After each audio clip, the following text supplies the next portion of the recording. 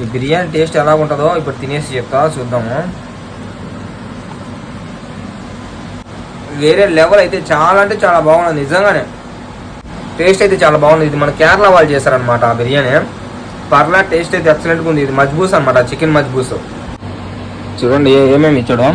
ఇందులో అయితే క్యారెట్, కూస, నిమ్మకాయ, దీంట్లో అయితే కారం కూడా ఉంటుంది, పచ్చి కారం ఉంటుంది. ఇది వచ్చి మరాక్ అనమాట. ఇది వచ్చి కారము, ఇందులో కారం ఇచ్చాడు చూడండి. కారం ఇది కాంబినేషను. ఇందులో కారం అద్దుకొని తింటే వేరే లెవెల్ వర్మా.